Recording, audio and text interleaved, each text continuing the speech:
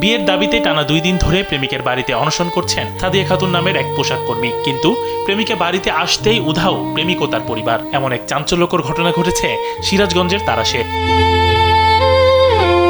অনশনরত তরুণী সাদিয়া খাতুন একই এলাকার আলতাফ হোসেনের মেয়ে। তার প্রেমিক মোহাম্মদ রাকিব হোসেন ওই গ্রামেরই জামাল হোসেনের ছেলে। স্থানীয়রা জানান তাদের মধ্যে দীর্ঘদিনের প্রেমের সম্পর্ক ছিল। এদিকে প্রেমিকা সাদিয়া বছর 3 যাবৎ ঢাকায় একটি পোশাক কারখানায় পোশাক কর্মী হিসেবে কাজ করছেন। এই সুবাদে প্রেমিক রাকিবের পরিবার অন্যত্র রাকিবের বিয়ে ঠিক করেন। উপায়ন্তর না দেখে গত বুধবার থেকে রাকিবের বাড়িতে গিয়ে অবস্থান নেন সাদিয়া। তার দাবি, রাকিব তাকে বিয়ের প্রতিশ্রুতি দিয়েছিলেন। এখন সেই দাবি পূরণ না হওয়া পর্যন্ত তিনি এই বাড়ি ছাড়বেন না।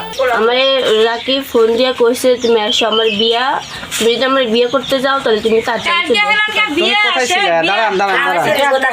তুমি কোথায় ছিলা? ঢাকা। ঢাকা। তোমাকে রাকিব ফোন দিয়ে নিয়ে আসছে? জি।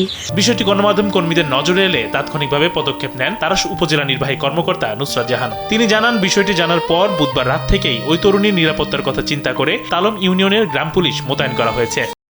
একজনের একটা মেয়ে একজনের বাড়িতে গিয়ে তার সাথে একটা সম্পর্ক আছে, প্রেমের সম্পর্ক আছে কথা বলে তার বাড়িতে অনশন করছিল। গতকাল রাত থেকে সেই বাড়িতে সেই ছেলের মা এবং সেই ছেলে পরবর্তীতে ছিল না।